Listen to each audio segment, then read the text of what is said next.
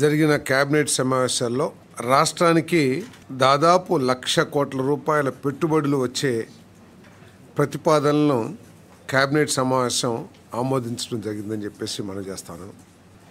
ఈ రాష్ట్ర అభివృద్ధి లక్ష్యంగా, ఈ రాష్ట్రంలో యువతీ యువకుల ఉపాధి లక్ష్యంగా, ఉద్యోగ అవకాశాల లక్ష్యంగా అనేక పాలసీలు, ఫుడ్ ప్రాసెసింగ్ పాలసీ కానివ్వండి, ఎలక్ట్రానిక్ పాలసీ కానివ్వండి, ఏపీ ఎలక్ట్రానిక్ కాంపోనెంట్ పాలసీ కానివ్వండి, లేకపోతే టూరిజం పాలసీ కానివ్వండి, కేంద్ర ప్రభుత్వ పాలసీలతో ఇంటిగ్రేట్ చేసుకుంటూ అనేక పాలసీలని ఆమోదించడం మూలంగా ఈ ప్రభుత్వం, చంద్రబాబు నాయుడు గారి నాయకత్వంలోని కూటమి ప్రభుత్వం, ఈరోజు ప్రపంచంలోని దిగ్గజాలన్నీ కూడా ఆంధ్రప్రదేశ్ వైపు చూస్తున్నాయి అనేది వాస్తవం.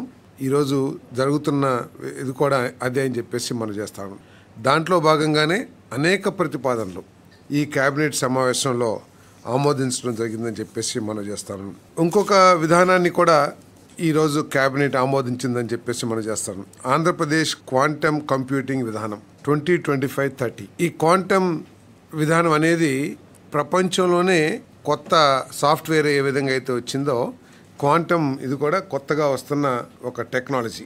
ప్రపంచంలో కూడా కొన్ని దేశాల్లో మాత్రమే, జపాన్, చైనా, సౌత్ కొరియా, కేవలం 3-4 దేశాల్లో మాత్రమే దీనికి సంబంధించిన విజ్ఞానం కానివ్వండి, టెక్నాలజీ కానివ్వండి, లేదు మ్యానుఫ్యాక్చరింగ్ ఫెసిలిటీస్ కానివ్వండి ఉన్నాయి. కనీసం అమెరికా అటువంటి దేశాలు కూడా లేవనుకుంటాను, నాకు తెలిసి, సబ్జెక్ట్ టు కరెక్షన్. సో అటువంటి పరిస్థితుల్లో దేశంలో ఏ రాష్ట్రంలో లేని విధంగా ఒక విధానాన్ని తీసుకొచ్చి కేంద్ర ప్రభుత్వం నేషనల్ క్వాంటమ్ మిషన్తో ఇంటిగ్రేట్ చేసుకుంటూ దేశంలోని ఐఐటీఎల్ని, అదేవిధంగా ఇండియన్ ఇన్స్టిట్యూట్ ఆఫ్ సైన్సెస్ని, వాళ్ళందరినీ కూడా, మేధావులందరూ కూడా ఇంటిగ్రేట్ చేసుకుంటూ ఈ విధానాన్ని ఈరోజు ఆమోదించడం జరిగిందని చెప్పేసి మనం చేస్తాను. దీని మూలంగా ఈ క్వాంటమ్ కంప్యూటర్కి సంబంధించిన విడిభాగాలు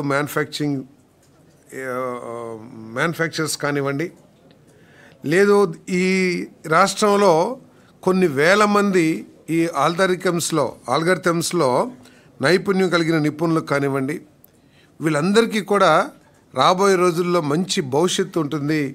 ఈ రాష్ట్రం క్వాంటమ్ కంప్యూటింగ్కి కేంద్రంగా కాబోతుందని చెప్పేసి, ఆంధ్రప్రదేశ్ కాబోతుందని చెప్పేసి కూడా మనం చేస్తాం. ఏ విధంగా అయితే సాఫ్ట్వేరు, ఐటీ ఒక విప్లవం తీసుకొచ్చినాయో, అదేవిధంగా ఈ క్వాంటమ్ కంప్యూటింగ్ కూడా భవిష్యత్తులో ఒక విప్లవం తీసుకురాబోతుంది. ఆ విప్లవానికి మన ఆంధ్రప్రదేశ్ నాంది కాబోతున్న కేంద్రం కాబోతుందని చెప్పేసి కూడా నేను మనవి చేస్తాను. దీనివల్ల క్వాంటమ్ కంప్యూటింగ్ సెంటర్ని ఏర్పాటు చేయటం, ఏపీ క్వాంటమ్ టెక్నాలజీ ప్రపంచ కేంద్రంగా నిలబెట్టడం లక్ష్యం. స్టార్టప్లు, విద్యా సంస్థలు మరియు తయారీదారులకు ఆర్థిక ప్రోత్సాహకాలు అందించటం, అదేవిధంగా క్వాంటమ్ కంప్యూటర్ అమలు చేయటం మరియు $1 బిలియన్ పెట్టుబడుల్ని ఆకర్షించడానికి ఈ విధానం యొక్క లక్ష్యాలని చెప్పేసి మనవి చేస్తామని నేను. అంతేకాకుండా మొట్టమొదటి కంప్యూటర్ కూడా భారతదేశంలో, ఆంధ్రప్రదేశ్లో ప్రభుత్వం చేయబోతుందని చెప్పేసి మనం చేస్తాను, ఐబిఎం సహకారంతో. అదేవిధంగా 5,000 మంది నైపుణ్యం కలిగిన నిపుణులు మరియు 100+ స్టార్టప్లు ఈ విధానం ద్వారా వస్తాయని చెప్పేసి కూడా ఈ ప్రభుత్వం ఆశిస్తుందని చెప్పేసి కూడా మనం చేస్తాను. మరి మన విద్యార్థులకు కూడా ఈ ఆల్గారిథమ్స్లో ఎక్కువగా ట్రైనింగ్ ఇవ్వడానికి ఇంజనీరింగ్ కాలేజెస్లో కూడా ఒక కార్యాచరణ రూపొందించబడుతుందని చెప్పేసి మనం చేస్తాం. అదేవిధంగా ఆంధ్రప్రదేశ్ నైబర్హుడ్ వర్క్ స్పేసెస్ మనందరం కూడా చూస్తూ ఉంటాం. మన ఇంటి పక్కన, ముందు, వెనక వాళ్ళందరూ కూడా చాలామంది హైదరాబాద్ ఉద్యోగం చేస్తూ ఉంటారు. సడన్గా వచ్చి ఇంటికాడ 3-4 రోజులు ఉంటారు. మనం ఏమనుకుంటాం, ఏంటి ఉద్యోగం పోయిందా అనుకుంటాం. కానీ వర్క్ ఫ్రమ్ హోమ్ అని చెప్పేసి ఇంటికి వచ్చేస్తూ ఉన్నారు. సో వాళ్ళు వచ్చినా కూడా వాళ్ళు అనేక సమస్యలు ఎదుర్కొంటున్నారు. కావాల్సిన ఇన్ఫ్రాస్ట్రక్చర్ లేకపోవటం కానివ్వండి, కావాల్సిన పవర్ బ్యాకప్ లేకపోవటం కానివ్వండి, లేకపోతే కావాల్సిన టెక్నికల్ సపోర్ట్ లేకపోవటం కానివ్వండి, వీటన్ని లేకపోతే సిస్టమ్స్ లేకపోవటం కానివ్వండి. సో వీటన్నిటికీ ప్రతి మండలంలో కూడా ఒక సెంటర్ని ఏర్పాటు నైబర్హుడ్ వర్క్ స్పేస్ని ఏర్పాటు చేయాలని చెప్పేసి ఈ ప్రభుత్వం భావిస్తుందని చెప్పేసి మనం చేస్తాను. దాంట్లో దాదాపు 20 వర్క్ స్టేషన్స్, 20 నుంచి 30 వర్క్ స్టేషన్స్ ప్రతి మండలంలో కూడా ఏర్పాటు చేయబోతా ఉన్నాం. మరి దీనికోసం ఎవరైనా సరే పెట్టుబడిదారులు 15 లక్షలు 20 లక్షలు పెట్టుబడి పెట్టి మండలాల్లో వీటిని డెవలప్ చేస్తే ప్రభుత్వం వారికి ఆర్థికంగా సహాయం చేసే విధానాన్ని మరి ఈరోజు మరి ఆమోదించామని చెప్పేసి కూడా నేను మనవి చేస్తా ఉన్నాను. ప్రతి మండలంలో సరసమైన డిజిటల్ అనుసంధాన షేర్డ్ వర్క్ స్పేస్లు ఏర్పాటు చేయటం లక్ష్యం. ఈ విధానం యొక్క లక్ష్యం. డెవలపర్లకు మూలధన మరియు అద్దె సబ్సిడీలు, నైపుణ్య శిక్షణ ప్రోత్సాహకాలు అందించటం, 1,00,000 మందికి శిక్షణ ఇవ్వడం మరియు 70% హబ్లు స్వయం సమృద్ధిగా ఉండేలా చేయటం ఈ విధానం యొక్క లక్ష్యాలని చెప్పేసి, పాలసీ యొక్క లక్ష్యాలని చెప్పేసి మనం చేస్తాను. IT and GCC policy 4O ప్రకారం కొన్ని వేల కోట్ల రూపాయల పెట్టుబడులకి ప్రతిపాదనలు ఈరోజు ఆమోదించడం జరిగిందని చెప్పేసి మనం చేస్తాను.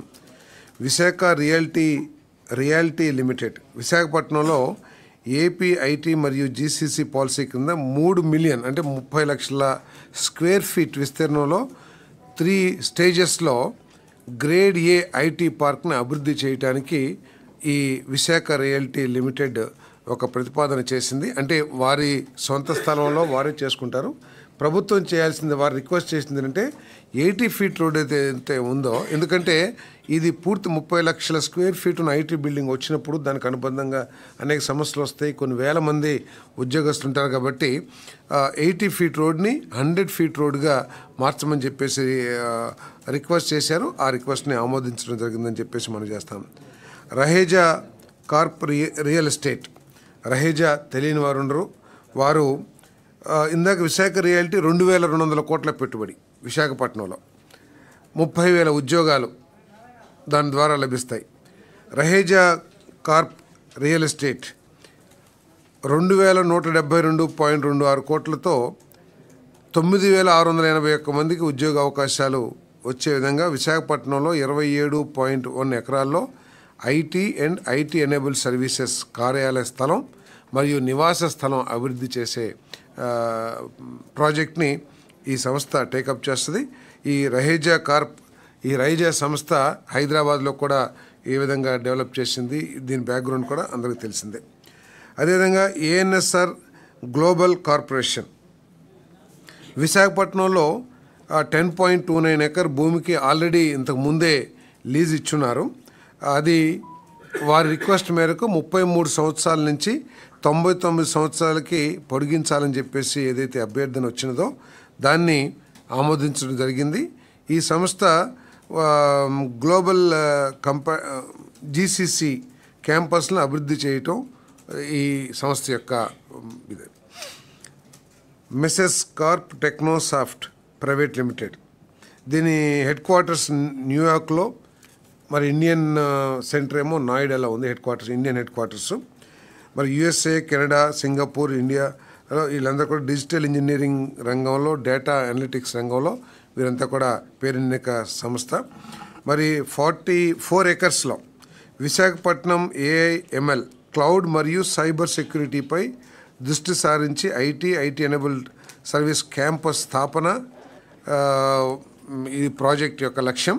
దానికి 4 ఎకరాల ల్యాండ్ కాపులపాడులో 1 crore per acre 2 సంవత్సరాల ఆపరేషన్స్ మొదలు పెట్టాలి అనే కండిషన్తో ఈ 4 ఎకరాలు కేటాయించడం జరిగిందని చెప్పేసి మనం చేస్తా ఉన్నాను.